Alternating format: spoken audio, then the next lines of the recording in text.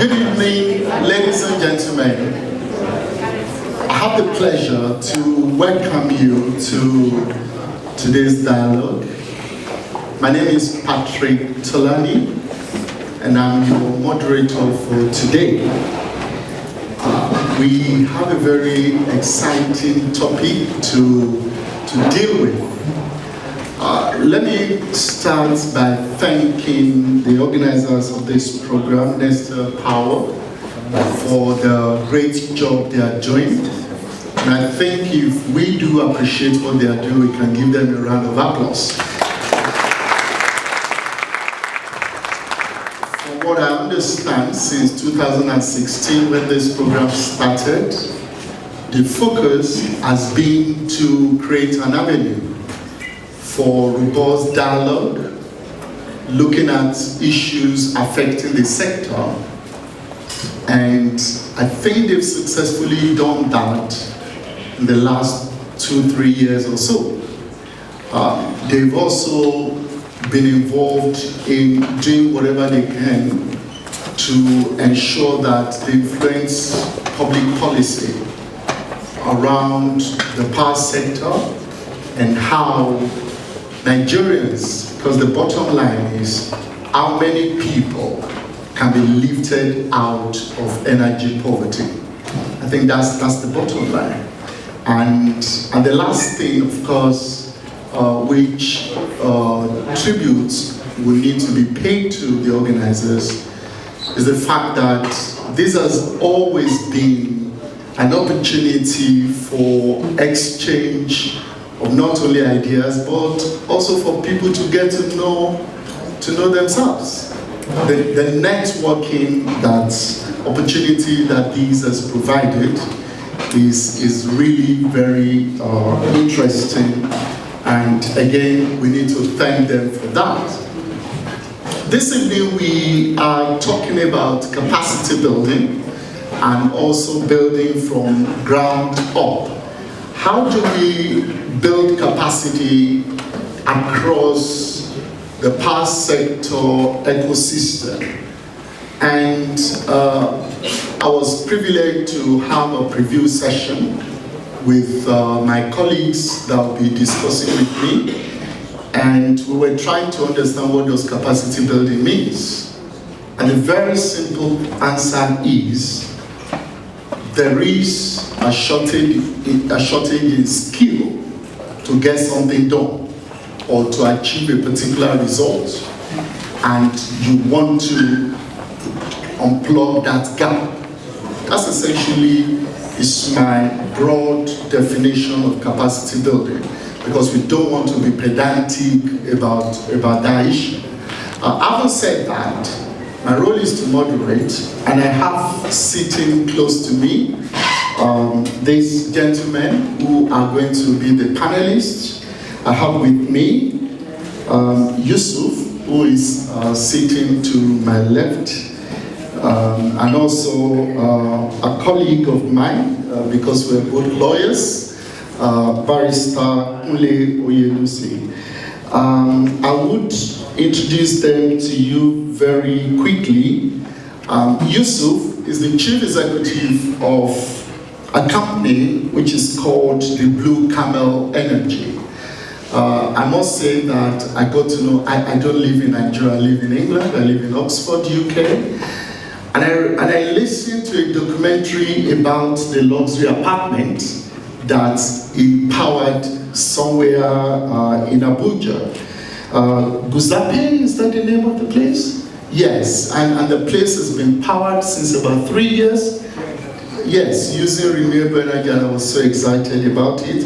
So we are, and more than that, he's also a graduate of economics, and that's very interesting. Economics, not even engineering, from Bayero University. So he does not only run that company, he also carries out training programs, training graduates who have studied electrical engineering from various universities, introducing them to the practical things about the field. And also, my colleague, Kunle, is a deputy director and the company secretary to the National Power Training Institute of Nigeria.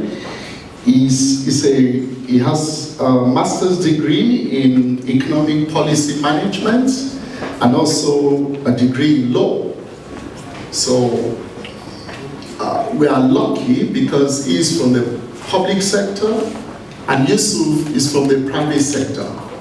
And later I'm going to bring up those who are going to discuss. I told my colleagues when we had a preview that as a lawyer I'm not very comfortable with the word respondents because it makes me think that we are in court.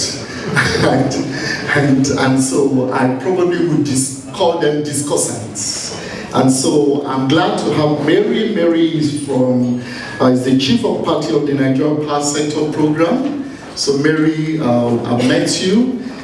Victor also is from the REA. Is a senior researcher to the executive director of the REF.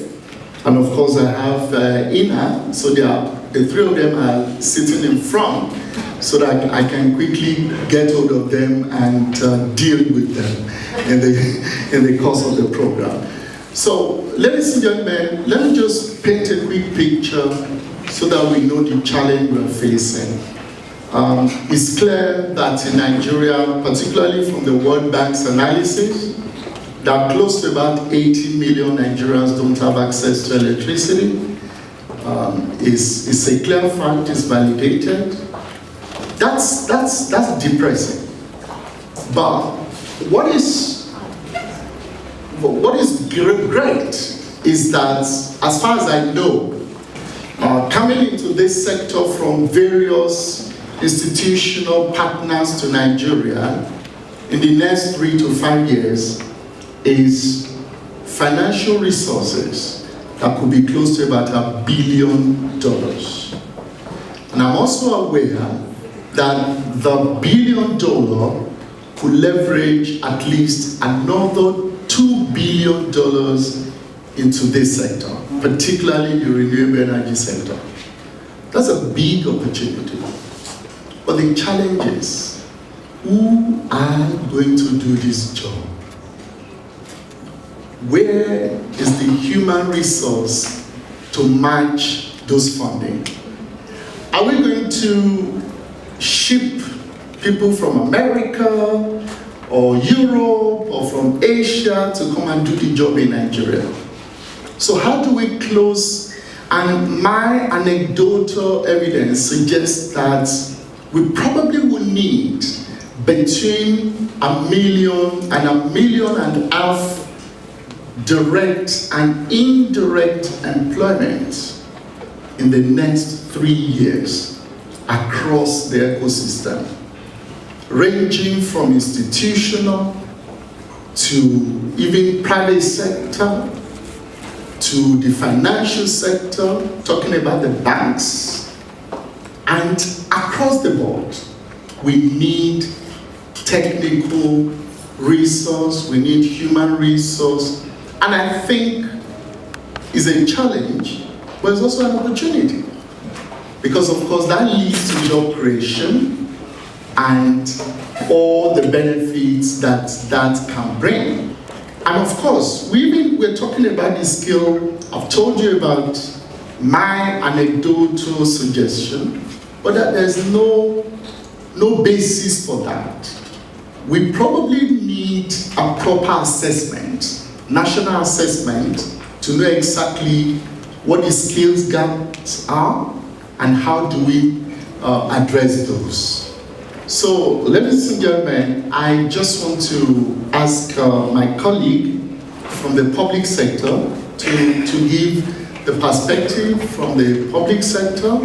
Of course, I know you'll be able to talk more about what your organization does, your institute does. But perhaps if there are green shoots that you know from different areas, I think it will be useful to let us know. Particularly, what does your organization do? What are the challenges you are facing?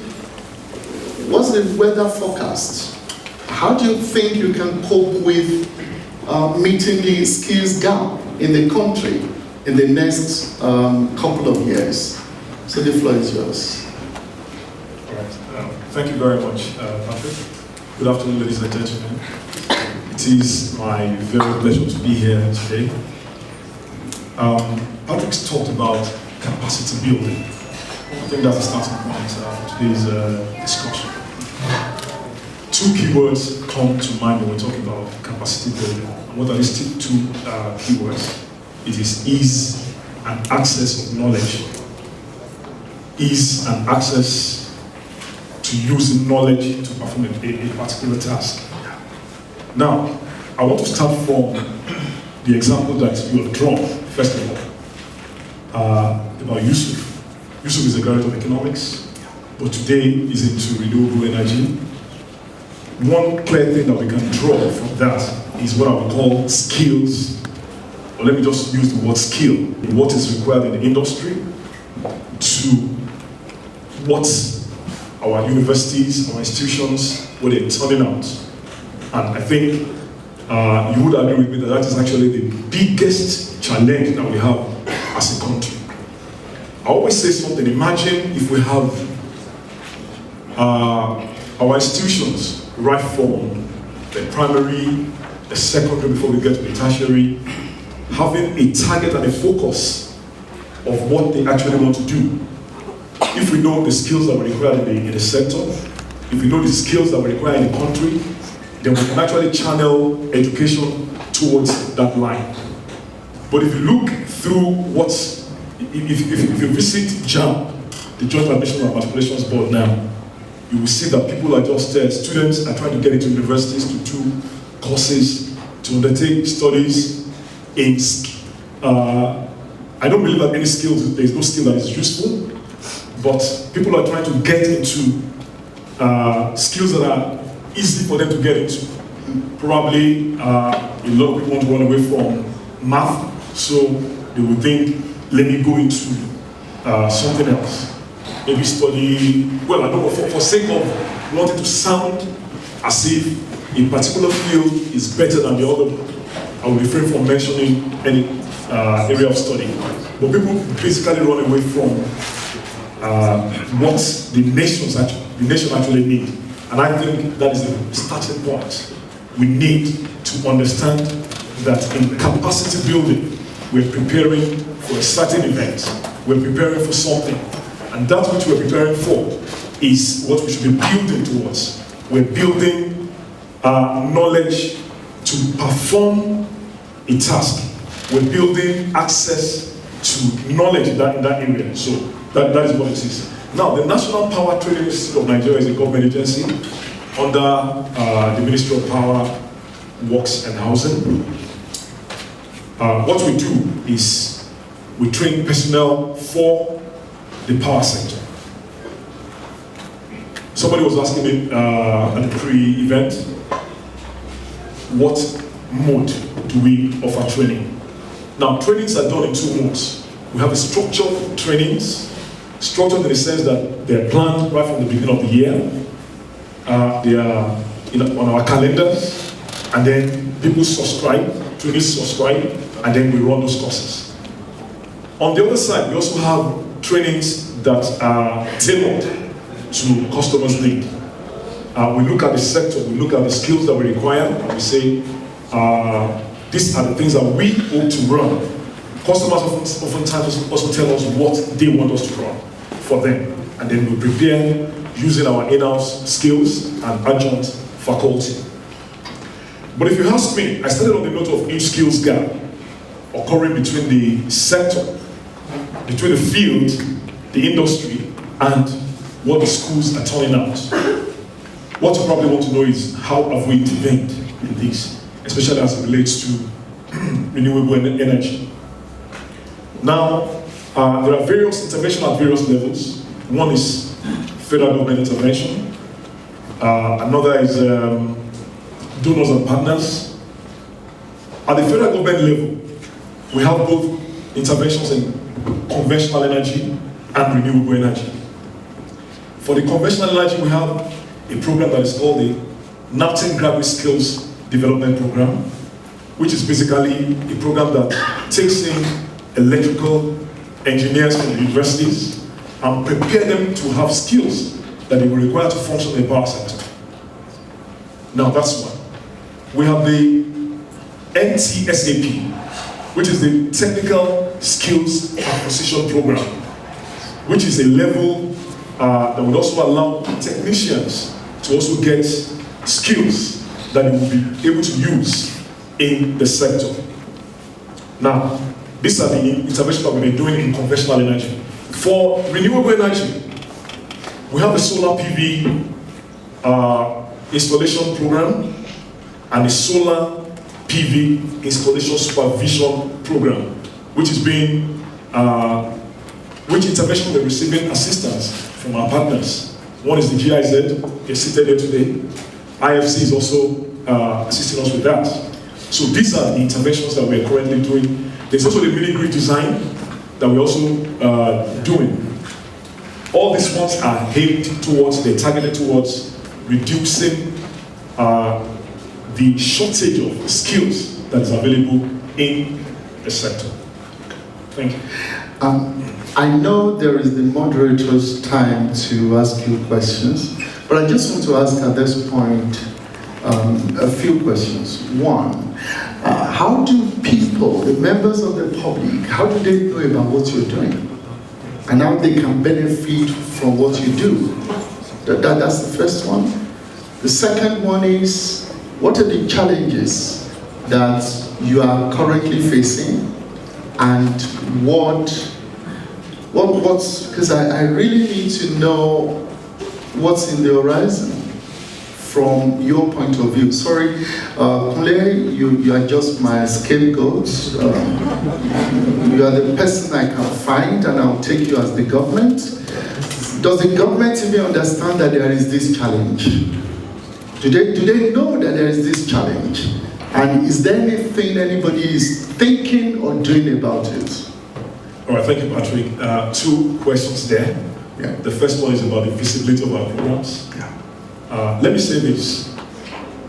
Yes, we, as a government institution, as a government agency, we have commercial department, but we don't have a marketing department. But what we do is, we still try to do marketing in a structured way.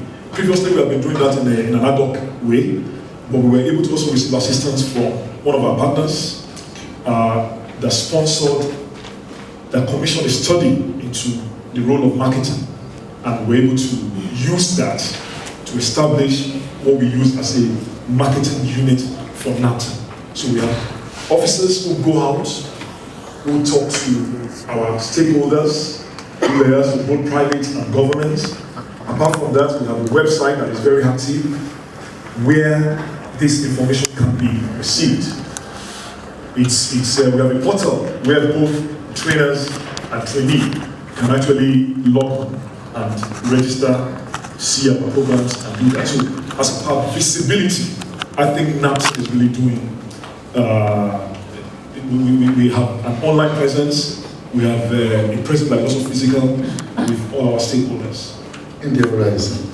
In the horizon, no. It's a what are you doing to let government understand that we probably have a challenge in our hands, and that something has to be done about that? That's number one. Number two, I know you'll be measured in your response, but how well funded is your organization to respond to the challenges and to provide the needed support?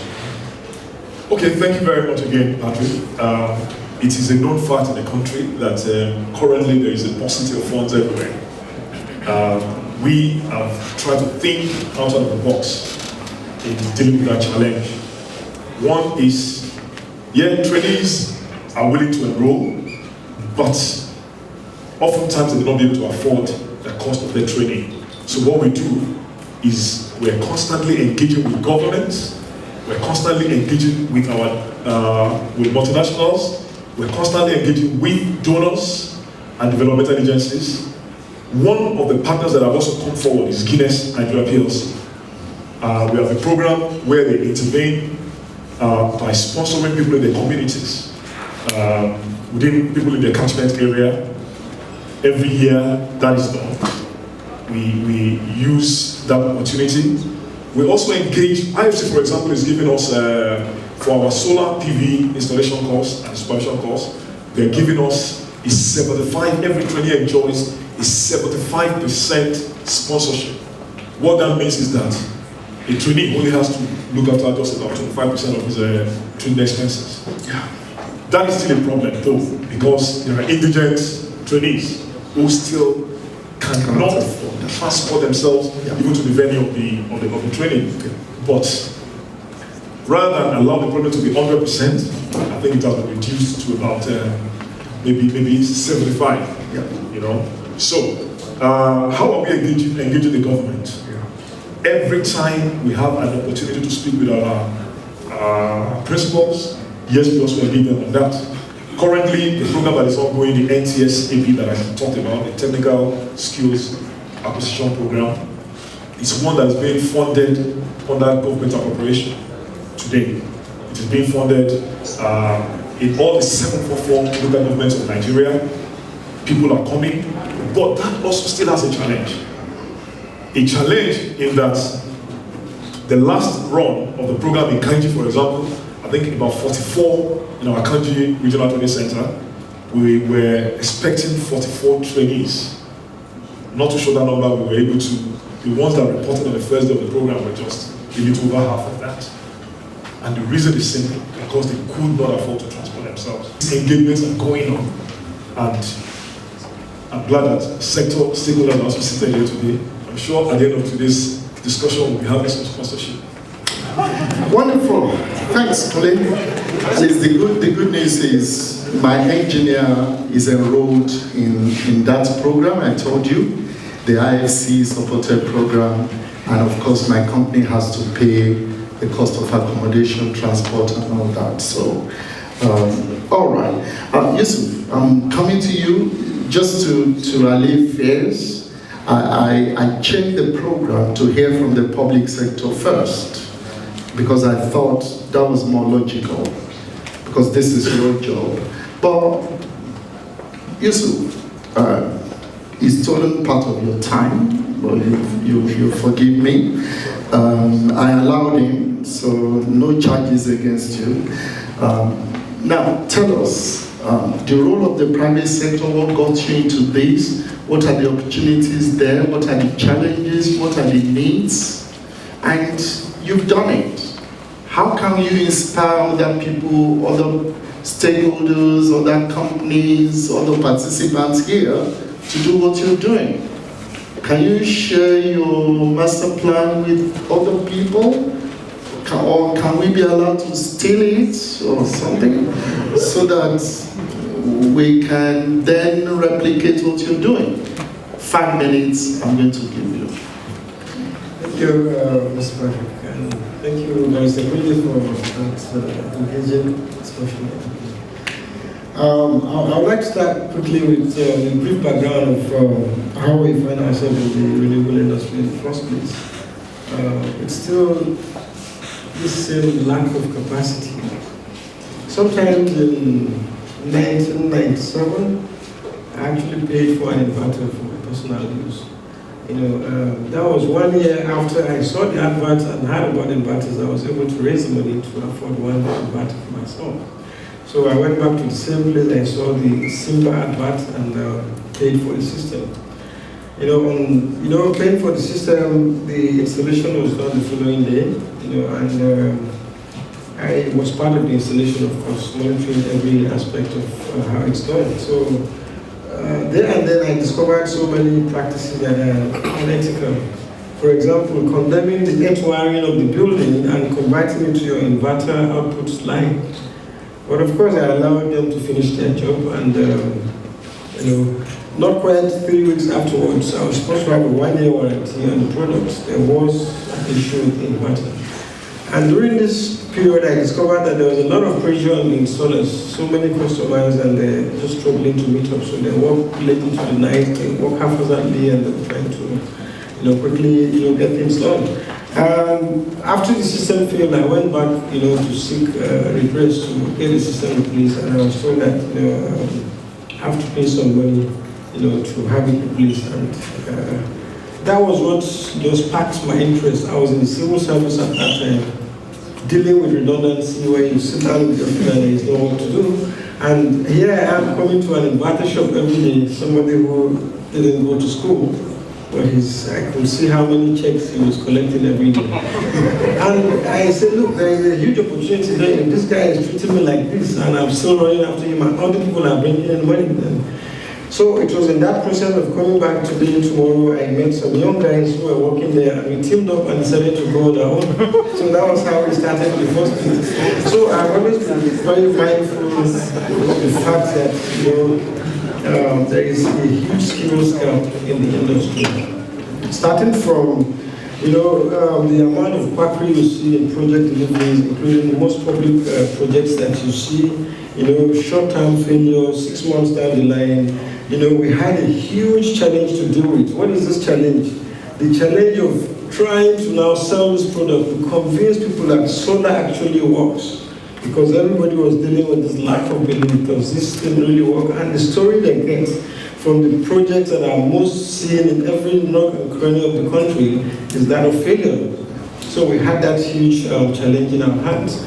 So that was how we started. I got interested and then started the renewable energy business. Now the skills gap we have today is not just in technical delivery. We have a huge skills gap in financial modeling, financial knowledge. There are lots of investors who are looking for opportunities to put in their money, but they still don't understand the renewable energy sector. So when we're talking about skills gap, we need to look at that part of it. Another part is the skills gap in the people who have been left to, handle the importation and distribution of these products. That is the Alaba boys, if I may put it like that. They're a very vital and crucial part of this ecosystem, yet we don't regard them, we don't look at them. Recently, I had a supply to make of about 60 million naira worth of deliveries. Of course, if I were to go to the bank, it would probably take me forever to process and get that kind of facility. Just a phone call to my guys in Alaba on a Friday, by Monday they were ready with the goods. So if they're that important, if they stock up that much, we should stop, complaining about poor quality products. Let's bring them to the table. These guys need to know that they have a bigger business in their hands if they are able to understand that quality delivery and of the services can be improved. So this skills gap shouldn't just be seen in terms of technical skills gap, but the technical skills gap is very fundamental. What we've been doing in the industry is to keep poaching for trained engineers from one person to the other. You train somebody and then the other man comes and offers him something a bit more than what you're paying him, and then off he's gone. So over the years we've been battling with that. And I said, well, if this is what it is, then let me just work towards how I can keep dishing out these trained guys, and then anybody can have them. So that is what instigated, the idea of setting up the renewable energy center. And interestingly, we were very lucky with Kaduna State, where we took in our proposals, and unlike the way the public sector works, within 24 hours we got a call from the government house to come for a presentation.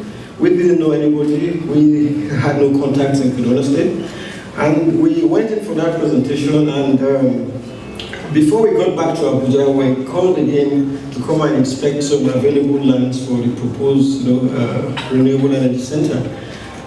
So within 3 months we had the offer letter. Before 6 months, the CFO, signed CFO was ready, which means we could go to any bank and access finance. And that encouraged us to put in everything we have, including the ones we didn't have, to ensure that the center got kick-started. So right now, we've been adopting the same SPVIS syllabus, which was developed by NESP and GIZ. Interestingly, those things were already ready, so we didn't have to go all the way to start working on the curriculum anymore. We have rolled out the first batch of trainees, about 23 in number, out of which GIZ took sponsorship of the female engineers, and paid on their behalf. But besides those that GIZ paid, every other person on that training was sponsored by Blue Camera. Because we discovered that the guys who need this capacity, who need this training, they can't even afford the cost of the training. So if you keep waiting for those that can afford it, then we're still not getting the job done. For a 2-day training that I went to London to the European Energy Center on renewable energy financing, it cost me almost $1 million. So if we're going to keep, waiting to afford that kind of, then definitely we won't get there. So we decided to, as much as we can, use 10% of whatever proceed that we make as a company, as a business, put it back into the training academy, and then keep training people. And everybody we train in the academy on scholarship, we try to form some kind of alumni where whatever happens in the future, let them remember that they could come back here and put in something to get someone trained as well. So what we've been doing is training, engineers. Within 1 month, there is not much you can do except somebody who already has the basic skills. So for now, we're training engineers from different fields of engineering, modeling them to become renewable energy engineers, because this is where the gap, the need is, and then we'll have so many engineers that probably don't have work to do. So that is what we're set out to do. I think in another week or so, we should be commencing the second batch of the SPVIS training, and then the mini-grid training will follow, I think, sometimes in early December. On this ongoing training, GIZ has pledged to pay for any female engineer who is willing to engage in the SPVS training. And believe me, because of enlightenment and I think we can applaud that. Because of enlightenment issues and people not, it's still been a bit difficult to find, but we're getting there. We have about 10 or there on the list now. So that's quite interesting. But also, we really need to go back and look at, there's a renewable energy revolution about to kickstart in the country now. There will be a huge need for trained personnel. So the government really needs to do more, especially collaborate. I'll tell you this because if we have done what we've done as a private developer, setting up the renewable energy center, setting up the assembly production line for solar equipment, we're already producing inverter boards and other such technical things. I can tell you this, that the Nigerian government, through any of its agencies or bodies, have never recognized that we do exist, except of course the Kaduna State government. I have intentionally refused to write or to inform anybody, but I think there should be somebody responsible to finding out who is doing what and how can we support and scale up what this person is doing. A huge need to look at our curriculum. What I mean by this is, in most countries where your curriculum should change according to the need. 5 years later, we probably wouldn't be needing as much people in one sector, we're needing more people in another sector, and that is how, so there should be a constant review of the curriculum. Right now, we're dishing out, political scientists, lawyers, accountants, who all end up being consumers. We are not producing producers. Agricultural engineering, renewable energy, and all those areas where we need to keep consuming a lot. We're not encouraging people to study in those fields. So I think we need to look at the curriculum content from the beginning as well. And I need to stop you. Thank you very much. Thanks for that. I believe the audience would want to ask you questions.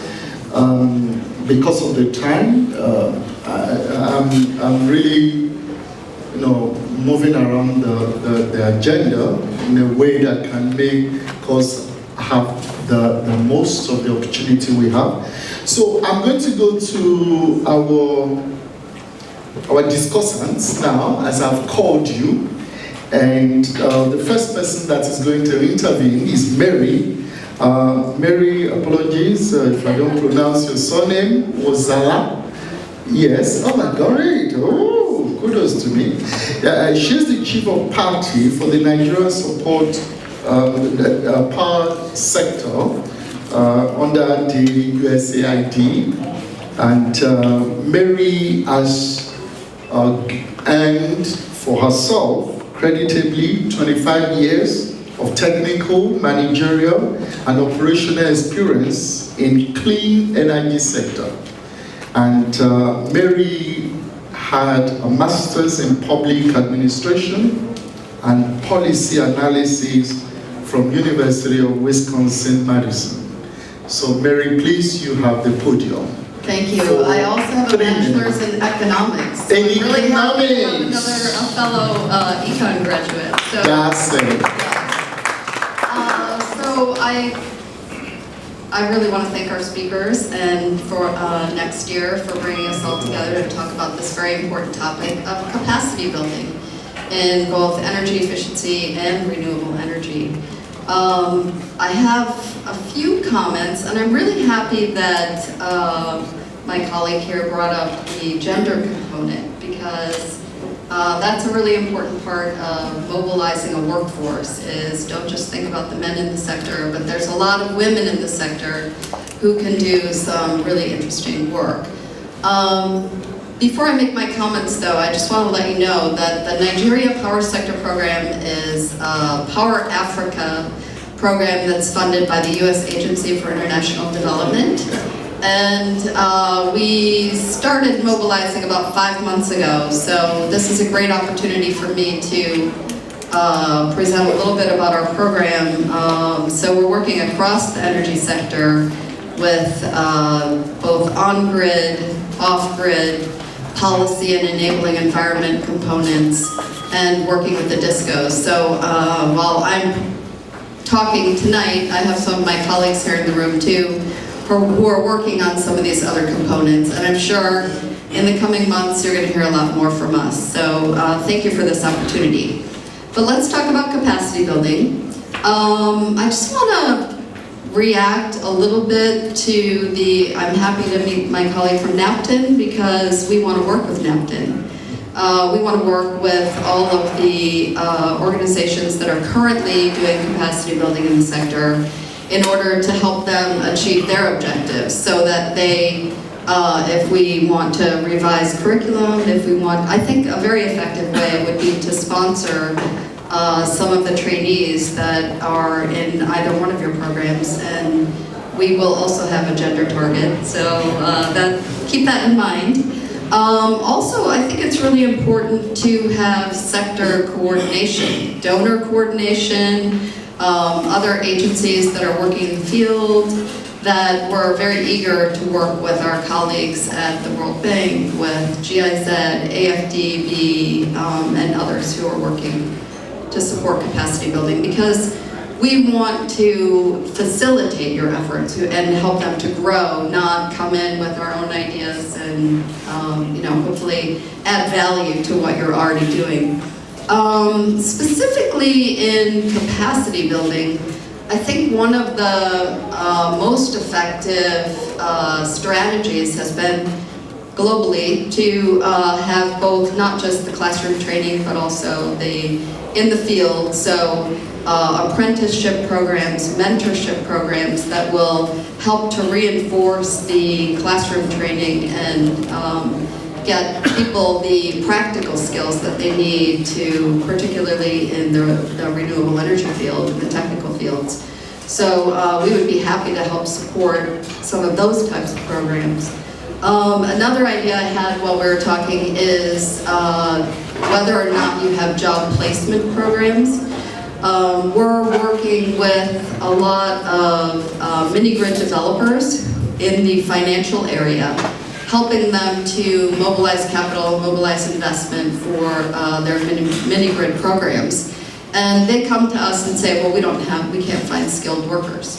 So if we can bridge that gap between the training that's being provided and the needed workforce, we would also like to engage there. Let's see.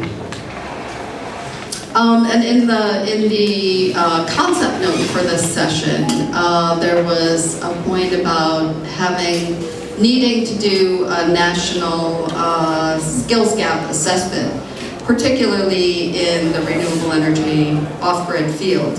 I think we should talk more about that, see how that might be able to be accomplished, and where is the appropriate institution to undertake that. So I think I'm going to stop, and I'd be happy to talk more later. Okay, Thank wonderful. I'm sure there'll be questions that will need to come to you. I'm not going to ask for your discussion in any particular order. So I'll call on Victor, who is from the REA. I mentioned earlier, Victor is the research advisor to the director for the rural, the fund, the REF. And I read in Victor's profile that he assisted in putting together the expression of interest document for the power sector program by the federal ministry, the World Bank program. And I don't want to put you on the spot, but when particularly my company was interested in putting in, and I knew how foolhardy I would have been to even put in a ridiculous proposal. So, in your own estimation, and also you had the first round of the REF, and I saw all the kinds. Somebody was asking me today, why did my company not apply? And I was telling him then that they needed current registration and all those stuff.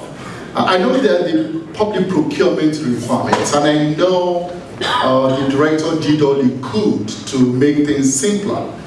But based on all those things, what do you think your department can do, not only to share money, but also to use that part of that fund to provide capacity building? So the floor is yours. 3 minutes. Okay. And as a challenge. All protocol observed according to the ministries, how they introduce themselves. Thank you for that question. First of all, 3 minutes is quite little, but I'll try my best. Now, when you talk about, I want to just go a little bit about the contextual background. When you talk about power. We keep saying about power, but again, we fail to understand what is underpinning this power, and that's sustainability. And if sustainability is underpinning that power, we need to look beyond just power. And you see, capacity building, rightly put and defined, is, I accept that, including my other colleague that talked about all the capacity building that he's undergoing. These are wonderful stuff that we need to embrace, and also congratulate you guys in doing it. But the question is, where are we today with all that? Now, if we don't institutionalize the definition of why we need power, it becomes a problem. So I could always have everybody doing power training, but why am I doing that power? That's a key question. And now today, you look at Nigeria today, we spend over $2 billion outside the country. And where do we put this money? In education, in the UK, even Ghana. We go to Ghana right now, we go to Malaysia to learn this stuff, to learn about sustainability. For me, I did a PhD in Robert Gordon University, and guess what? My master's was in energy management, but my curriculum was EU and Aberdeen. I couldn't collaborate that in Africa. I couldn't deal with that in Nigeria because there was no collaboration. So again, is that capacity building for myself? No, it wasn't. Now, I had to go back to my PhD to say, okay, listen, let me institutionalize myself within Nigeria. Let me know what the key issues are within Nigeria. And I'm not saying that as, it has been successful for me, and that gives me a paved way to understand how I'm going to deal with the market. Now, coming to your question in REA, REF, what we do within REA now, what we are looking into is we have what we call our thematic activities. We have one institutional framework to drive mini-grid. We have planning and site selections. We also have licenses and regulatory, tariff, funding and donor support. And all these are activities that, guess what, are being supported technically by the international agency. Now, for some successful international agencies that have been in Nigeria, that are supporting us, is basically because they've been here to understand the culture. And right now, one of our greatest partners, GIZ again, I think it's becoming a song or a music. What they've done is now, they've looked at it from a point that you need to do it. I'll give you a clear example. We had access to finance being, co-opted between both of us, between both organizations, and within the process we said, okay, GIZ, you're going to do this, you're going to do this, and they asked the question, what are you guys going to do? What's that we just be at the back supporting you guys now? And it was like, no, you guys need to learn, you guys need to start working. And that fundamental has given us rise that everybody in REF right now, if you come to REF today, the directors, it's fantastic to see that the directors are actually driving processes. So we have directors in charge of business development, we have directors in charge of bilateral, we have directors in charge of funds, we have directors in charge of site selections. Why? Managers. Why? Because we're building internal capacity within that institute, that department, to drive processes. So every time we get technical assistance coming into REA or REF, we say, listen, we will drive it. And there's always this, okay, you want to drive it, how will you drive it? I said, okay, fine, listen, I'll put this in copy. And when the interaction comes, they are actually driving. And Mary can be an example. We had that discussion on gender mainstreaming, and one of our colleagues was so excited to hear what the REF team or the REA team they were saying. Why? Because what I tend to do is to put them to the task. You go and research, you go and understand it, let's discuss it, and let's go and you have that PowerPoint discussion. I could go on and on all the things that we're trying to say or what we're trying to do, but it's been amazing that, yes, capacity building is very important, but you need to start thinking about why capacity building? Why capacity building within power? Why? Because of sustainability. And that is why schools, again, I'll just digress a bit, schools in the European areas, their targets are African countries. That's where they make their money. So you should be thinking, if their target is African country, why can't we deal with that internally? Why can't we have schools like University of Lagos? Why can't we have private schools having those curriculum? Why can't the industry, the today industry, start looking at Ministry of Education? That's the foundation. Ministry of Education is that policy. You talk about NAPTEAM, yes, I agree with you, but again, a lot of question comes to NAPTEAM, but I wouldn't because I'm a government agency too, so we'll see that in camera, okay? But the truth is that we need to start institutionalizing our capacity building right here, not just from the grassroots. We need to start telling them up there, or something like the Senate, let's have a bill. Recently, there was a bill on something that they want to do on renewable energy, but is that enough? Because that's always tilted towards the private sector because they look at profit.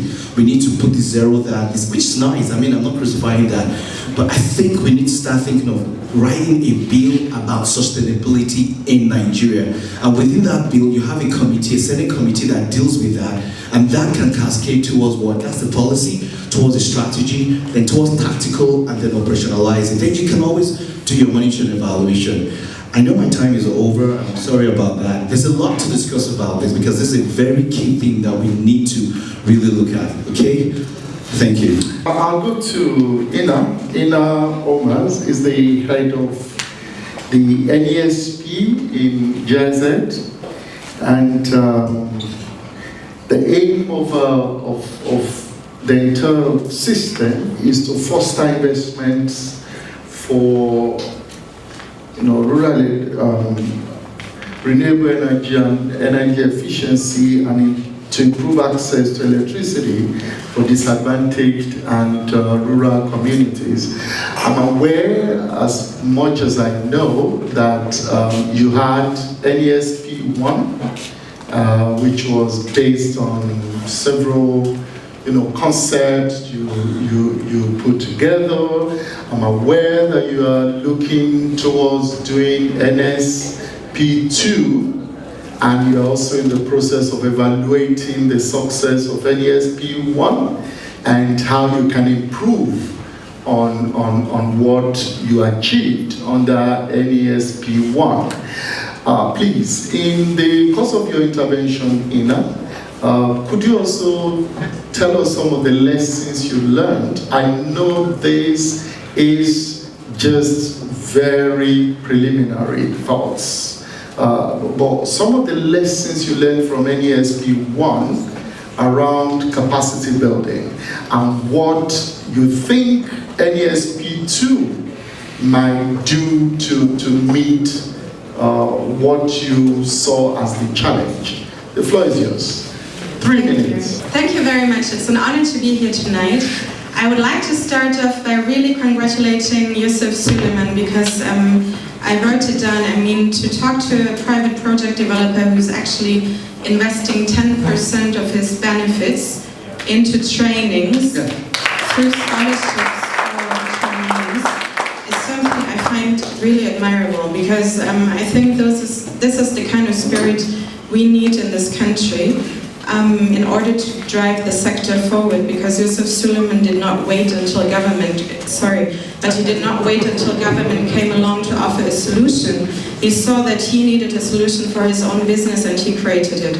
And I think that's a really good spirit to really create something new, and there has been a lot going on. We are very happy as GIZ and as the Nigerian Energy Support Program that we have been able to be part of this since 2013. With actually the first program phase, which has been financed, I'm supposed to say this before I forget, it has been financed by the European Union and the German government, and it still is in its second phase. It's actually running since the beginning of this year in its second phase until 2021.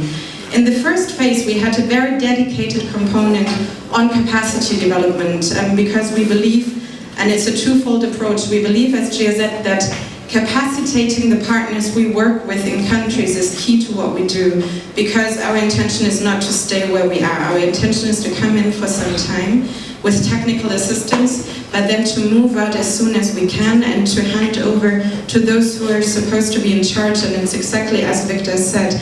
It reminded me of a statement a former director at the Ministry of Power used to make, from PowerPoint to power plant. And that's something we hope to jointly achieve by capacitating people. But then the other dimension is to transfer skills and knowledge in order to ensure that Nigeria can benefit from the job opportunities of the green economy. And what we found out, and I'm looking at my colleague Sharon Kaborok, who's actually heading our capacity development activities. Perhaps you can raise your hand. You can still meet Sharon tonight. She's going on maternity leave on Friday, so you can re-meet her in January. But if you want to discuss something with her, please use tonight.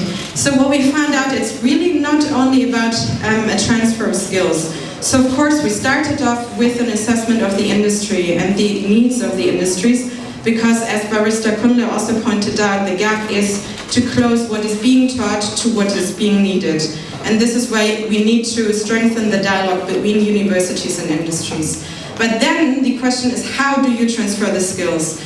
Now, the World Bank just recently launched the Human Capital Index, and the Human Capital Index, which unfortunately puts Nigeria at number 152 of 157 countries with regards to investments into humans in this country.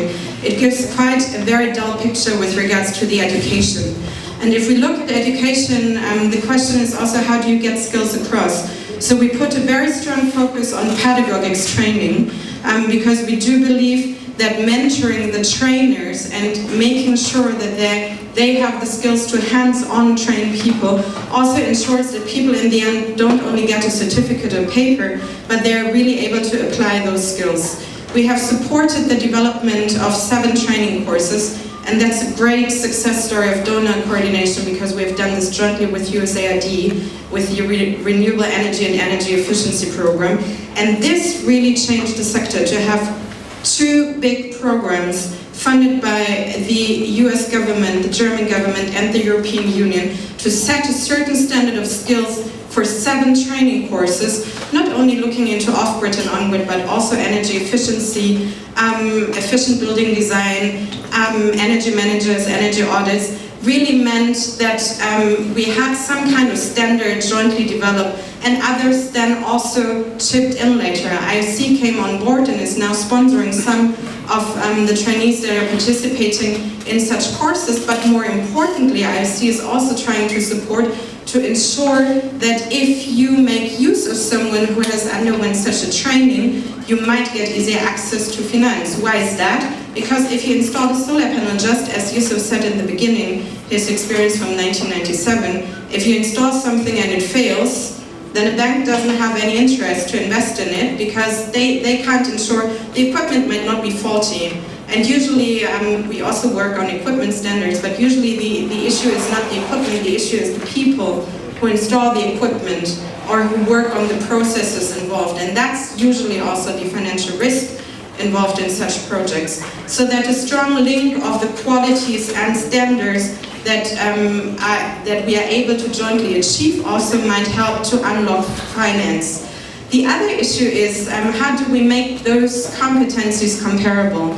And that's something where, as a reflection, I also have to admit it's a great lessons learned from the first phase. If we look into those rather informal vocational trainings, how do we find a body in this very complex educational landscape of Nigeria that is not only mandated but also willing to go the extra mile to understand this link between industrial needs and university education or informal education, and who is willing to provide some kind of nationwide certification that then could set a standard and also help to unlock finance. That's something I think that is still open, and where I think there needs to be more support from government side. What we are currently looking at is to support, and that's new. It's a new financing we have from German Foreign Office to support universities to introduce renewable energy into engineering curriculum. We are currently embedding an advisor, an expert at the University of Ibadan to set up a training center there and to embed renewable energy into the engineering curriculum. And we are, as we speak, training university instructors from 8 universities on actually solar PV in Lagos, in order to ensure that they are also up to date when it comes to how do you get this knowledge across. There's of course still a lot to do, but we very much look forward to be part of the picture. Perhaps one last comment, if I may. There's usually a lot of discussion around local content, and I saw also in the notes that you prepared something about manufacturing. And we need to bring up skills in the country to manufacture or to support Nigerian manufacturing. Actually, I have to say I'm usually a bit critical about this, because if we look into the example of Blue Camel, if we look into other examples of A. Stevens, for instance, there is a lot of business opportunity that is connected to importation, to design of projects, to assembly. The question really is, and I think it's important to look into this when we talk about the job creation growth, how realistic is it to produce competitively priced solar panels in Nigeria? I can tell you from a German perspective how realistic this is, because we are not doing it anymore. So I think it's also important to define where the niche, where you are able to create greater value for Nigeria, but where you are also able to compete regionally and create benefit for this economy without investing too much money that might not then gear the results that you want. Thank you very much. I'm going to take the last discussant now. What? And that's going to be Magnus Onwa. Magnus is the Executive Director for Steven Renewable Energy Academy. Please, would you kindly tell us what your organization does, the challenges you face, your outlook into the future? What kind of support do you need? Maybe somebody here might bring the cash. Thank you so much, Mr. Moderator. I would like to say... Should I say 3 minutes, if you don't mind? You'll be shocked. I'll take 2 minutes. Many thanks. Because I'm a teacher by profession. Now, I'm so happy about this dialogue this evening because the technical mindset is the key to what we're doing. If we agree today that let's relax on the business mindset, and all of us come together and say, let's work on the technical mindset, that's the sure foundation for us to key into what we're doing. What I'm saying is that way back in 2003, I was in the National Assembly as a senior advisor for 15 years. And Bill came to in DPR then, and he said he has a private member bill on local content. And I made reference. I said, no, this thing can't be private member bill. Why don't you institutionalize it? Let it be public, a government bill. And we threw back that. From DPR, I got in touch with George Osaho and Phil Chukwu, Nappings and NBC. And in that 5th Assembly, it was in 2004, it became Nigerian Content Bill. In the 5th Assembly, it couldn't, it passed through the 2nd reading. And by 3rd reading, that assembly has lapsed. And it came into the 6th Assembly. Senator Lee Meba ran with it. And that's why by 2007, it became Nigerian Content Act. What I'm saying is that 1956, when oil and gas came into play, till 2007, the capacity was not there. What we saw, expatriate quotas, everything, but from 2007, I saw what indigenous communities are doing in the oil and gas industry. So when we came into renewable energy, I said, we're not going to, what happened in the oil and gas should not happen here. Local capacity is critical. That's why I'm able to say here that besides being the executive director of this academy, one thing is to see someone who has the founder, the chief executive, that ability to say, I believe in this, this is the future. And that's why Suleiman, 2 of them, Blue Camel and Esteban, I'm able to say that I'm also the president of Sustainable Energy Association of Nigeria. And these are 2 institutional members from my organization. And I'm happy that it's on record that this institution was set up not for the present but for the futuristic thing. What have we been there? Want to develop capacity in terms of design, maintenance, that is troubleshooting, and deployment. I agree with what Nappings are doing. That's our interventions, and it's a short-term thing. So when you talk about sustainability, we should be looking at this whole scenario. So I'm happy that in any forum I go, where the UK, US, I said, look, in Nigeria today, we don't want what happened in oil and gas to happen in the renewable space. Local capacity is the key. So when I went to inspect what Blue Camel did, because of course I went and saw the Asenia, and I came into STV and I said, look, I'm going to drive this process here too. And as I'm talking to you, as of yesterday, we have finished the local curriculum on renewable energy. I don't want to, it will be owned by the federal government. And that is what we are doing right now. And it might shock you that, just like what he said, we're looking at the local content. I'm not, thank God for GIZ, thank God for REA, thank God for Windrock and all that, but we have to domesticate it. So, last year, I was part and parcel of the 10 consultants that were used by the National Assembly to come up with climate change framework bill, and it's now passed into law. We are waiting for the president. I said, page 2 and 3, they have so much on renewable energy and local capacity on that bill. So what am I talking about? By the time you develop capacity, by the time the technical mindset is developed, in the long run, the business will thrive. is it that I believe when we started this, the Asian test, they said it's not sustainable? It's because everybody wants to do cut and paste. That's just what my brother. Everybody wants to do business. Even Mr. Chairman, you wanted to say, why you were not qualified? Because you don't have MEMSA. Am I communicating? That's the business mindset. You don't have but to me, that's not getting MEMSA. That's not the issue. What we are now, who are the artisans?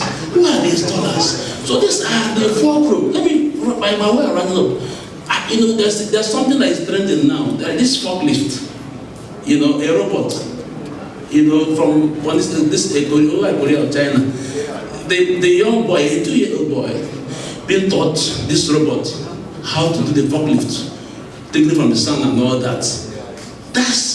And the other one is, I'm not against prayer. I believe in prayer. I'm a child of God. The other one is,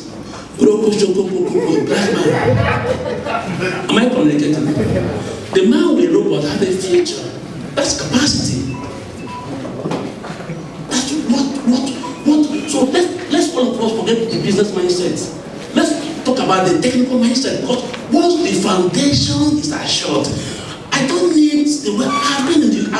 I'm a research paper at the University of Mansfield College, Oxford. For the past, I go there every year and come back. Yeah, I do report and all that and come back. But I said for the past 10 years, I've been in the business. I want to develop our capacity here. So that by the time you have these young men and women, let me tell you, Mr. Moderator, for 1 megawatt of solar you deploy, there are over 3,000 jobs in the value chain. It's a constant. I can show you. So the growth potentials in different employment creation is so. What me today, in oil and gas, over 60 years, in terms of entrance and exit, they have not deployed more than 50,000. Entrance and exit, that's those who have left, who have come, it's an average. So remember, this space has a huge capacity to employment creation in terms of livelihood building and sustainability. And that's why this today, that capacity is the key. Among all the dialogue, that's the key for us to get it right. So, and that's why for those of us who do respect those who are doing the business of cotton farm, thank God for Alaba traders. But let me tell you, there must be standardization. And that is why everybody must key in to ensure that before you know how to put the solar panel, so that you know how to, let me show you, and let me just find it by way of friendly. We are doing a solar tunnel. 30 seconds. Yeah, we are doing a solar tunnel in Kwara State. And that, the Kwara State governor came to our site. And I told him, he said, no, beyond the solar tunnel, Stephen is doing there, I want also to train with the Kwarans. And when I got that list, 50 of them, I said, yeah, we need to be gender sensitive about this. And that's the essence of gender mainstream. That's what, because women are more vulnerable. And I looked at it, it came down to 35. Out of that 35 that we trained, that we managed the solar tunnels and all that, 10 of them are women. And when the government, after training them, we said, okay, we need to give them startups. 1 million startups for solar products and all that. 5 of the women said, no, we want to be employed by STV to know how to do the solar panel, how to man the solar panels and all that. And if you get there in Kwara State now, 5 women are just there wearing the jeans and all that and doing the job. So I want to put hands together for women for they be in this space. They are very beautiful. So we are complimenting. So I want to thank you. I want to thank Stephen and Blue Camel. It's on record in the history of Nigeria. I told the pastor, next time when you are doing PPA, power purchase agreement, give the genuine developer the right of first refusal. Because this 14 of them that have gotten this PPA, they are still briefcases as I'm talking to you. But the genuine developers who are there in the space, they're not given the opportunity. Like Blue Camel and STB. And that's why they don't have government connection, they don't have government contact, but they are so selfless in ensuring that this space, they train young men and women that will ensure that at the end of the day, livelihood is built for the generator of Nigeria. Thank you so much.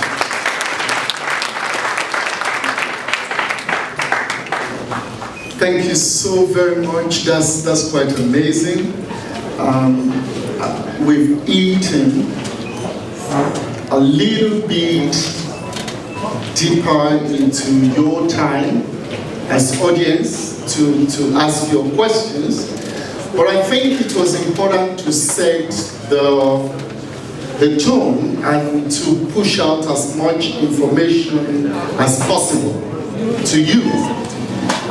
So, audience, the floor is yours. Thanks very much. My name is Kachi Okeze. I'm also a lawyer, and my question is, I think I'd like to comment first, if you don't mind, that what we're doing here, I came here specifically, I've been here a couple of times, but I came here specifically because I'm in this industry, in the training side.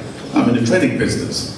And so capacity building is what we do. In fact, the motto of my company, which is based in the UK, is closing the skills gap. That's precisely why we're here. Now, I want to just observe that there are two big issues that we face here, otherwise we'll keep getting it wrong. I've spoken about this on TV, on radio. The real gap, I think, is not necessarily in what's happening downstairs, but in what's happening upstairs. Okay? The real gap is in policy. We're not getting it right at all. It doesn't matter what we do here, we'll come back here.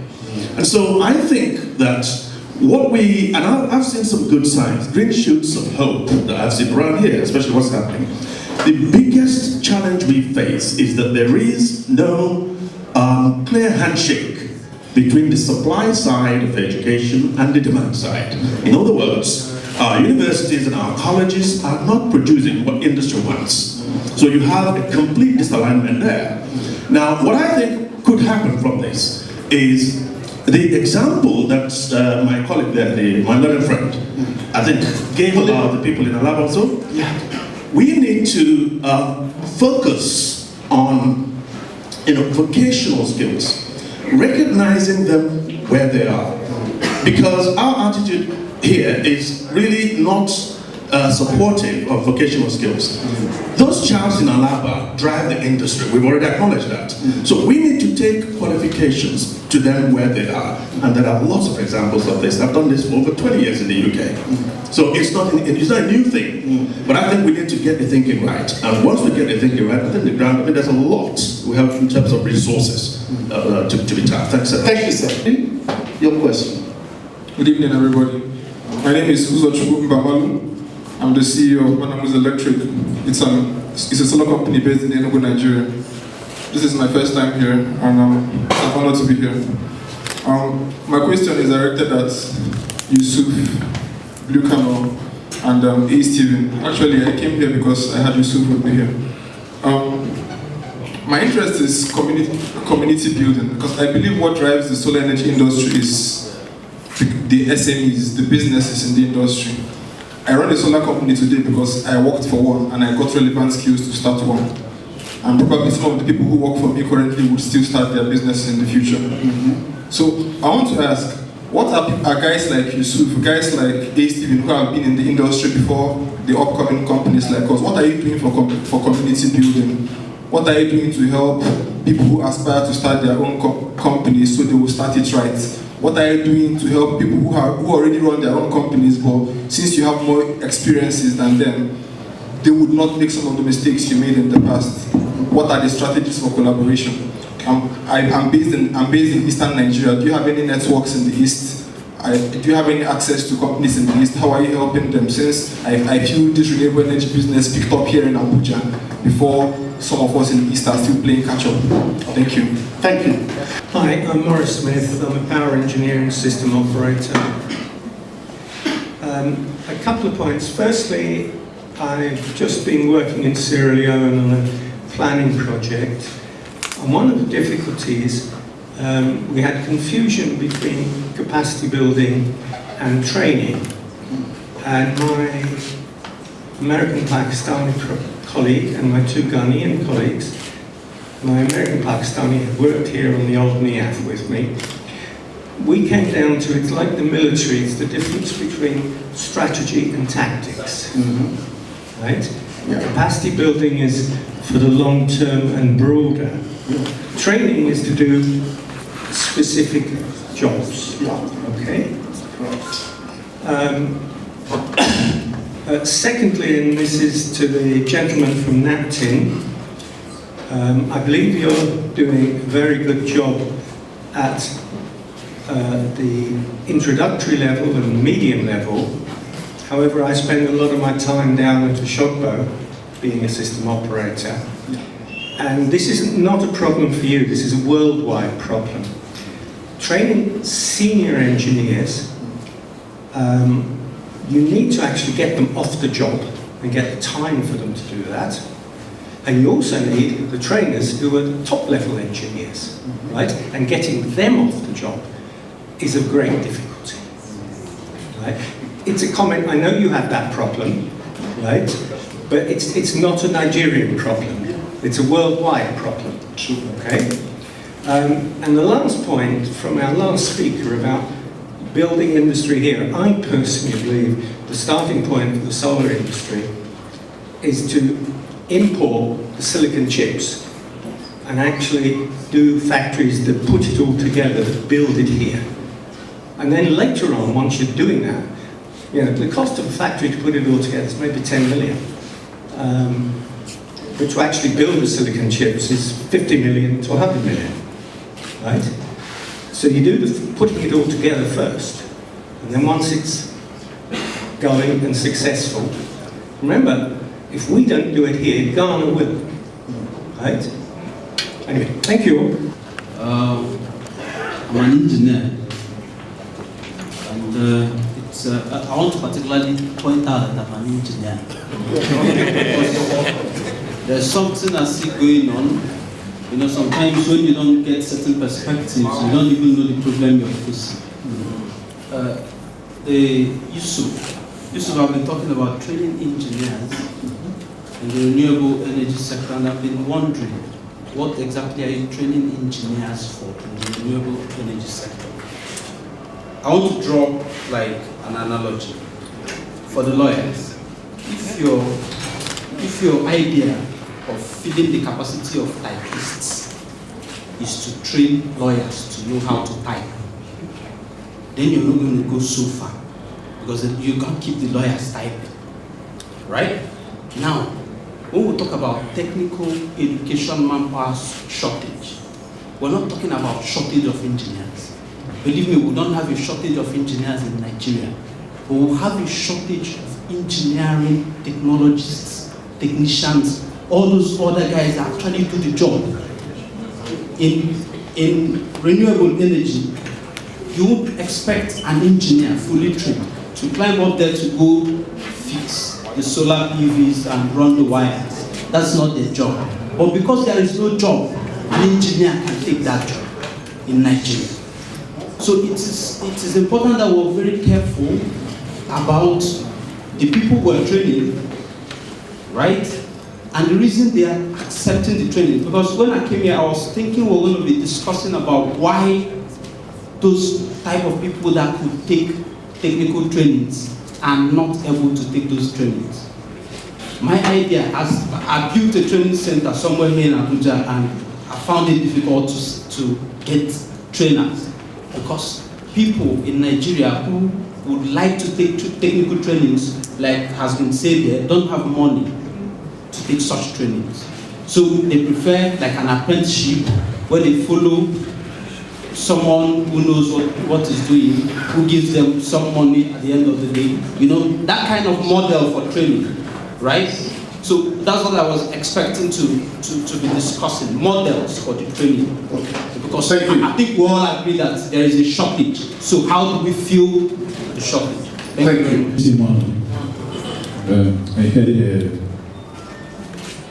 I had a real estate company with interest in renewable energy. My question will be directed to Yusuf and the doctor there, and then every other person of interest here. Where can we find, engineers who are technically sound in designing renewable energy facilities for estate? I'll give you an example. We put up such adverts, that attract skills that could design for one of our new projects. And then One guy showed up, with the CV saying experiences in CV, renewable energy design, installation, and all that, management, and all that. And then eventually, we brought him in. But when he was asked to make a preparation of what he will do, present what he was going to do for this particular estate, because we wanted to ensure that the entire project has renewable energy as backup, nothing like generators and the gas and the fuel burning generators. Okay, he brought 22 pages of documents and not one page is valid. What we need. So where do we get people that can do that? Thank you. While we have this session, and also while we are talking about capacity building, not just training of engineers, capacity building across the spectrum. I'll give you an example. My company got a grant from USTDA last year to do feasibility study for 25 communities. And there are 12 tasks in that work. Only about 3 of those tasks are actually technical in that sense of the work. Technical in that sense. There was legal and regulatory, there was community engagement, there was gender inclusion, there was financial analysis, there was procurement. All those things are the areas where we need capacity building. And even when we talk about capacity building of engineers, and when we say engineers, we're even talking about systems design. Absolutely. That's right, that's right. Technologies that we thought we lay panels are not the ones that would do that job. We got to do right sizing of your design. Even in laying your panel, I'm a lawyer, but I'm the CEO of the company. So I've got to know everything that is happening in the company. I have to understand that you need to strain your batteries and your inverters and all those things in the proper format to be able to get the right results. That's the function of engineers. And the engineers must interface with others.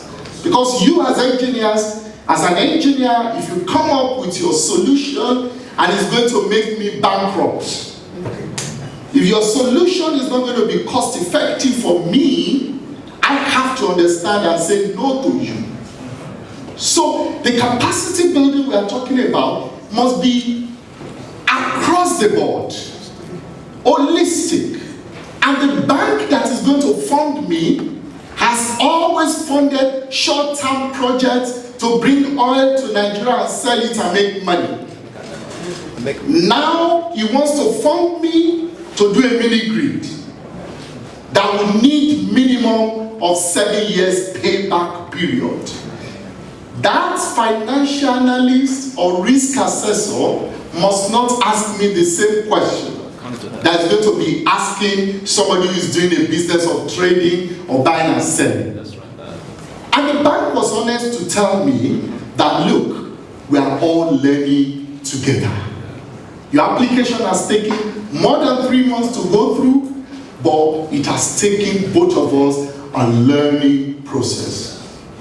If I may situate things properly, that is what we're talking about here. We're not here to talk about just how to train people to set panels.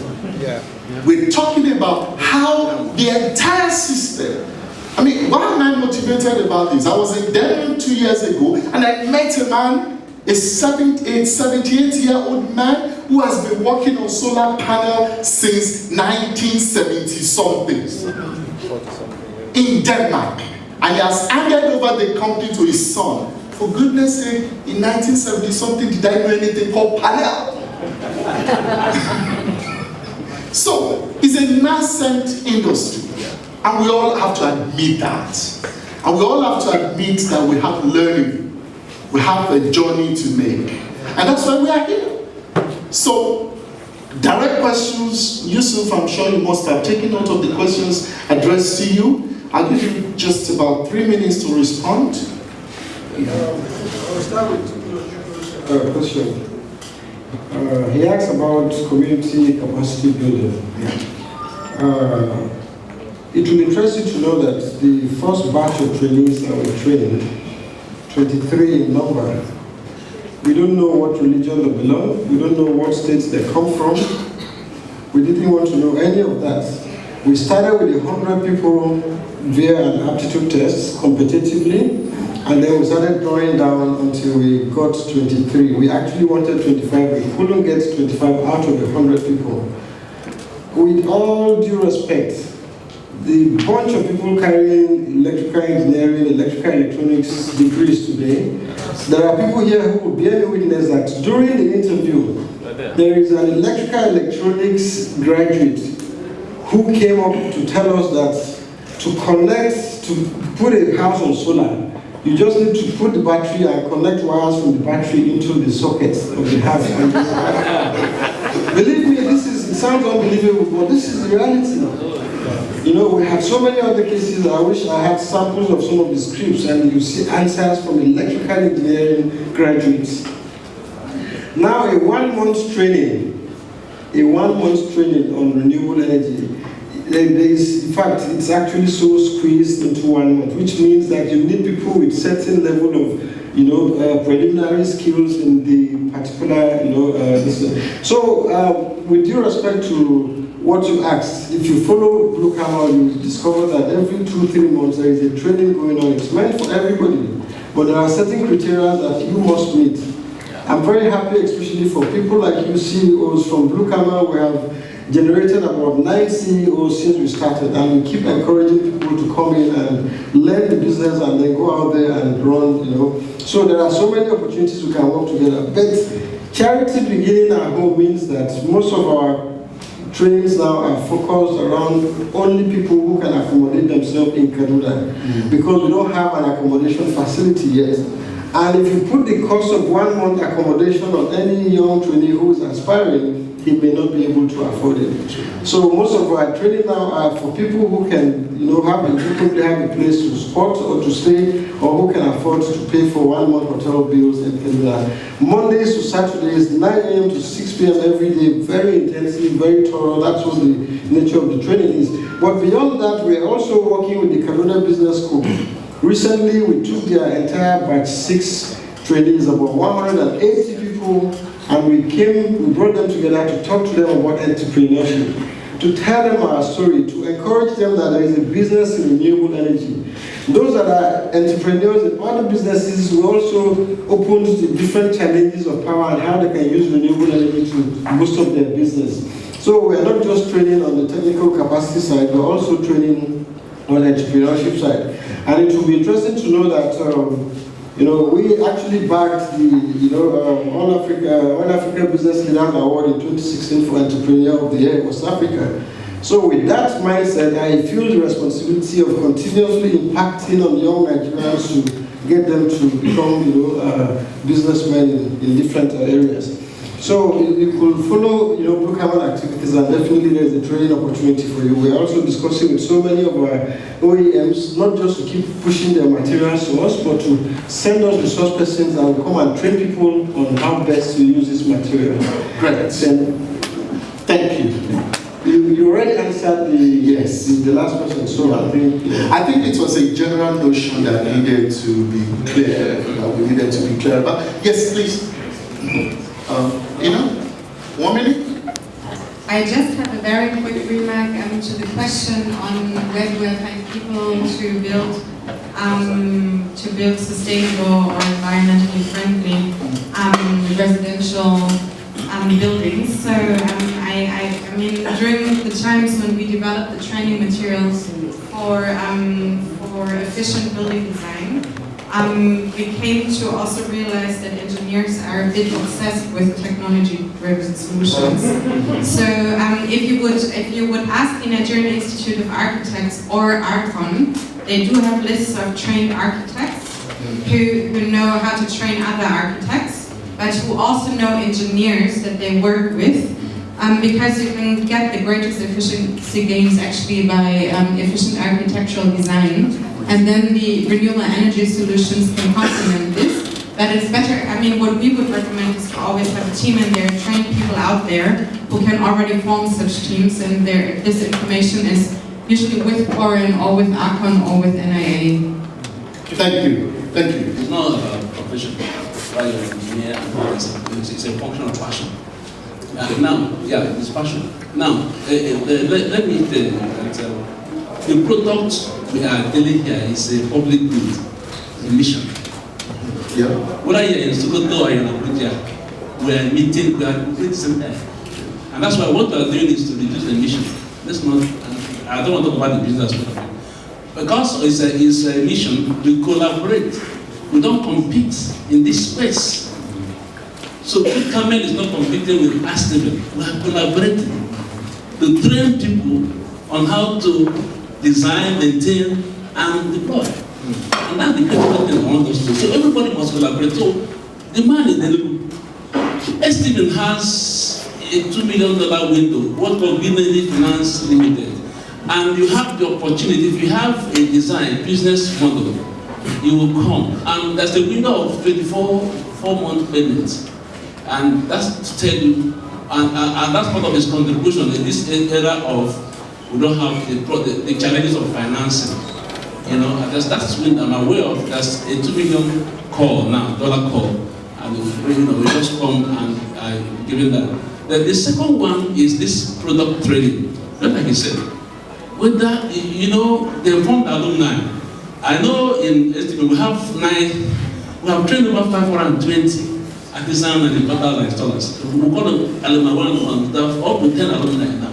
So they form WhatsApp group, what's it called? WhatsApp group and interfacing, and most of them have become also what they call franchise partners. Okay. Like that's what I want to say. It's a question of collaboration. Yeah. You come into the system and you get the opportunities. Thank you. Wonderful, and indeed that's part of the essence of this dialogue. And the third pillar, which I mentioned at the beginning, which is networking, taking advantage of coming here to meet those you otherwise would not have been able to meet. So today, take advantage of that, grab somebody, and do a deal. Thank you. So I'll take 3 more questions. Okay, let's start with Patrick. Please. Sure, my name is Patrick, I work for Nextier. I like what the A. Stevens guy said about the industry. Where we are in the industry today is more about collaboration than competition. Yes. But I wonder if there are models that can help train more people, because one of the challenges that developers have is finding the competence, to work on these projects. Now, the developers might not have the money to pay for staff to go get trained, because most of the people in the space are small businesses. I wonder if there's some collaboration that can work between the development partners and the training institutes and the developers, where some of these folks can be trained, and over time, the developers will then pay back the costs of training their staff. So if it costs 100,000 to train someone today, Blue Camel will have to take some risk on this. Maybe they take 25-30% risk on it. Maybe there's a development partner that can take some risk, maybe another 30%, and the developer can take a 40% risk. But by so doing, you train more people, and then over time, the developer has competent people to work with, make more money, and then pay back over time. Because really where we are in the industry is that we need to upscale. And the money will come, but it's just that it will take some time to come. Thank you, Patrick. 1 second, Osas. Right. Straight to the question. Good. So, it's obvious that the government needs to do more when it comes to capacity building for renewable energy. Yeah. But we need to outline what exactly the government needs to do, because I don't want us to assume that the government knows what it has to do. So what exactly does the government need to do? Yeah. What organization in the government should do what exactly? Okay. So please, private sector people should enlighten us more on this so that it can help with following up better. Thank you, Osas. Okay, so my name is Vicky Idoko Pope. Okay. I don't work in the power sector. I run a company called VIPCG. We do institutional development.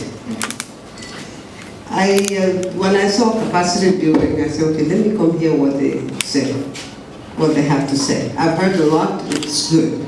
My comments and questions are directed at the public sector guy. Sorry, I forgot the name. Kunle? Yeah. Thank you. We all know that the need for power supply in Nigeria is huge. And ours is one of the key axes of our development. So, what we need is like a huge thing to happen in the power sector. We also know that government investments and all of that and initiatives have not panned out. So we know, we have all come to accept that the power supply has to go into the hands of the private sector. And renewable energy is a key area. This is where the rest of the world is going. So that said, and then basically going back to what the other lady said, was asking, what government is supposed to do is to regulate, set standards, train, where you have to build a capacity that will reproduce capacity. This is where government should be involved. I'll be glad when I heard you, it's 30 seconds. When I heard you talk about the trainings that you were doing, I was wondering if this is what your mandate says. The government mandate, the document, the act that set up your organization, I'm assuming there's one. Is this the mandate that your organization has, or did you just choose this to run with it? Okay. Because that could answer these other ladies. Okay. Doris Apoa, I'm actually, I was told about this from my association, Nigerian Infrastructure Development Association. My question, I have a couple of issues actually, but the first one is going to be directed to NAPTIN, and that's about, you talk about the trainings and all that you give to people. Just wondering if you would be willing to work with NGOs to help you find those people, who will benefit from this training, and if you also have other means of communicating with some of these people, because some of them don't even have phones and all of that, So maybe you might be able to get some support in that sense. Okay. Then the other thing regarding the training as well, I'm thinking that with the curriculum, we need to include things like character building, integrity, ethics, and all of that. Because in this industry, you work with a lot of artisans, and usually people don't keep to their word. They don't deliver. They promise so many things and they don't deliver. And for it to be sustainable, then you have to be sure that those kind of things are incorporated into the program, so they understand the implication of not delivering and how that can actually affect their business. Okay. Then the other thing is about me. I'm actually a geoscientist, and I've kind of been in the oil and gas industry for about 25 years.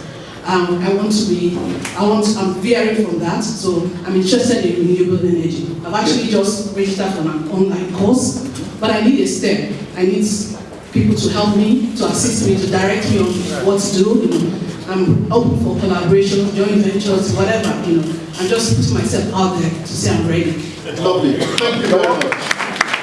Don't go without at least 20 useful complimentary cards.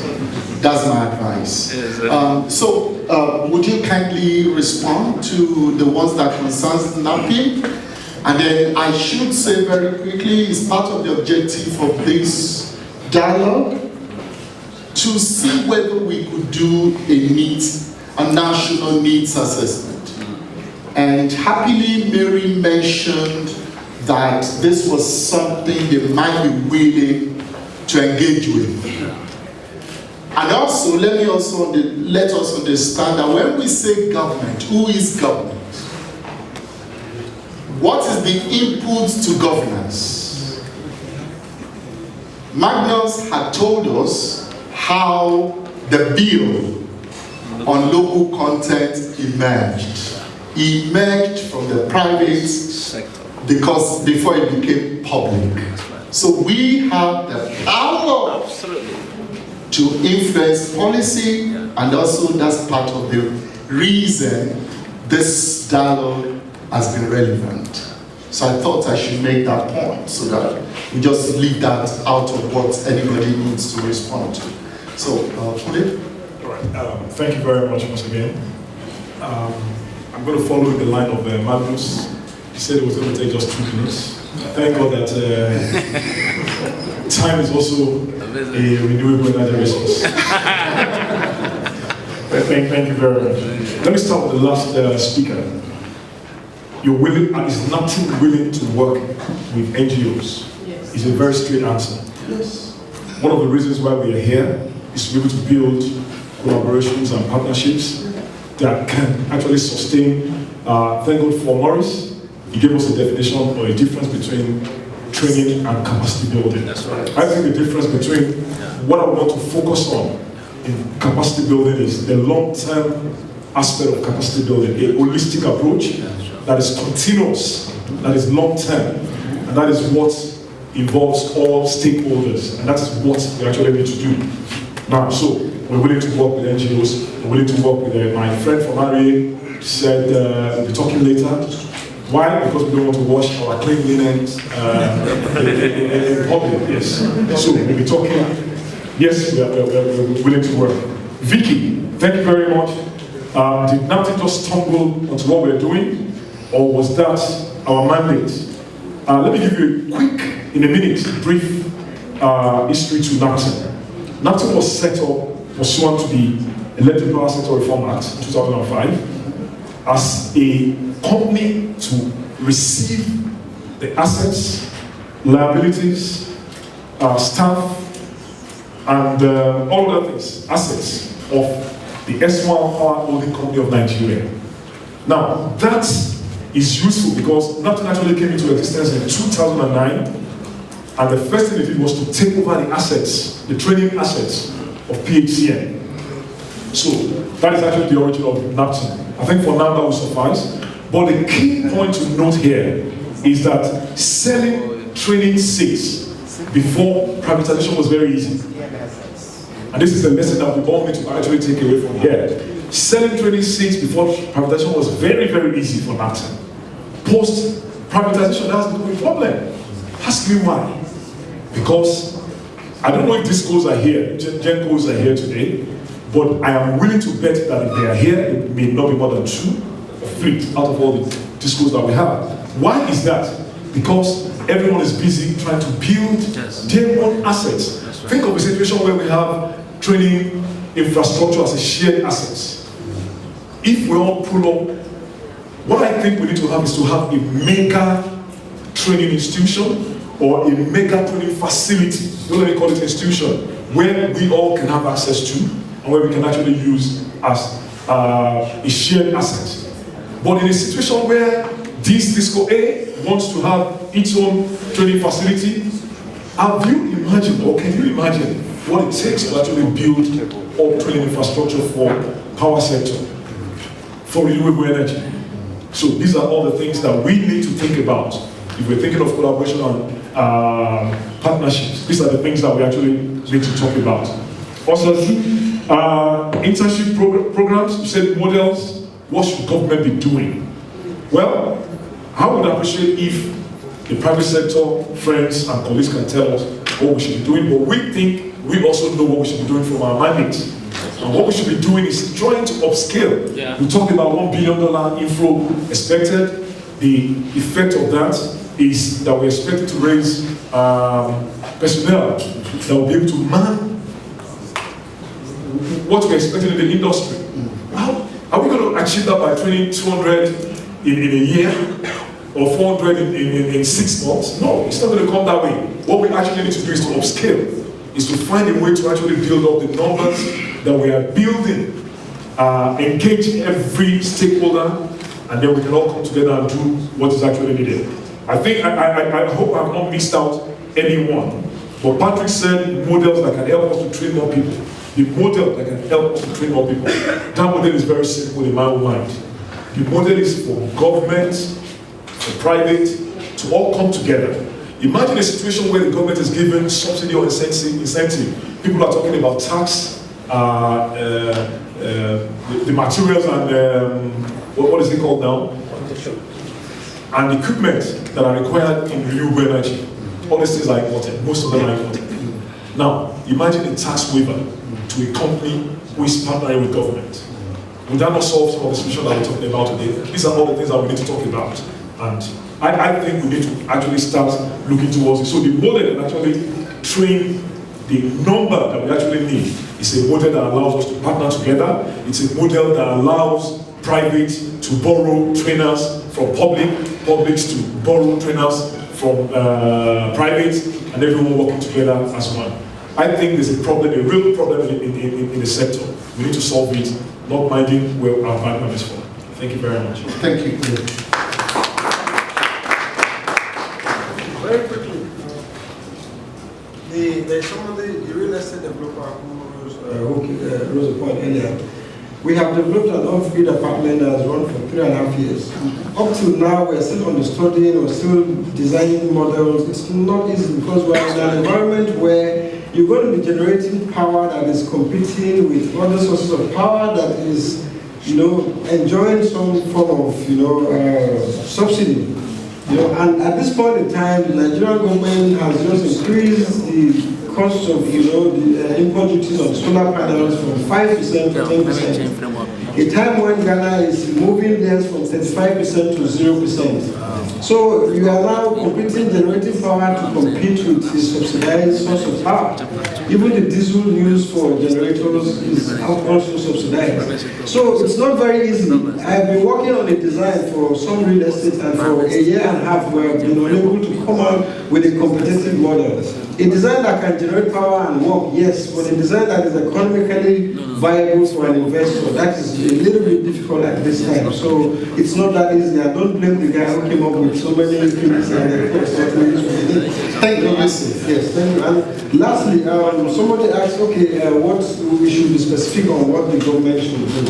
There is a general need for a change of attitude of the government institutions to start with. Before we commissioned the facility, we wrote to a number of government organizations for support.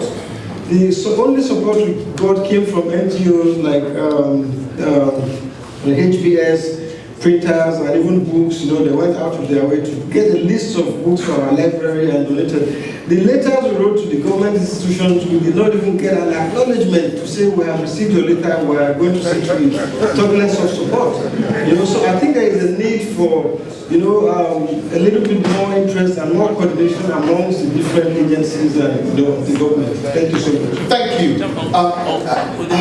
My time is up. On curriculum, just let me address that. My time is up. I'm sorry. My time is up. Ladies and gentlemen, it's been a wonderful evening.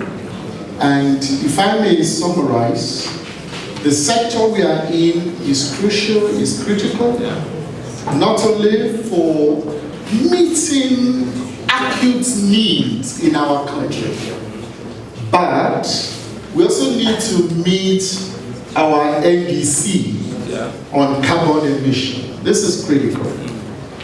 And my summation was what we've done is that this sector is also dynamic. things are changing on a daily basis. And that means a proper understanding of the way the systems work and how we can improve and be more efficient in the use of resources is critical. And finally, there is the underlined message from these rules that collaboration is key.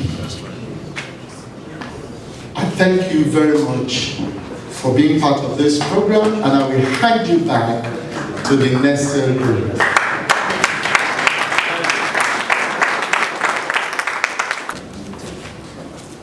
Good evening, everyone, once again. I really wish the discussions could continue, but we keep to time here, so we have to end right now. I really want to thank everyone for being here today, for making our time to come for this dialogue. I mean, it shows the value that you have in the power sector. It shows the passion that you have to see the power sector in general become better. So thank you so much for coming. I especially like to thank our panelists, thank our moderators, thank our discussants, as Dr. Tolabi called you. Thank you so much for sharing your experiences with us. Thank you so much for sharing your issues. Thank you so much for sharing what it is you are doing to actually make things better, to improve capacity in the renewable energy space. That being said, the next Power Dialogue will be coming up on the 21st of November. That's in just about 4 weeks' time. So please keep abreast. We'll be sending you more information. And we're about to close now, but please don't leave immediately because there's a lot of networking opportunity after now. We still have drinks, we still have some snacks. So please hold your business cards with you and network. Thank you and have a good night.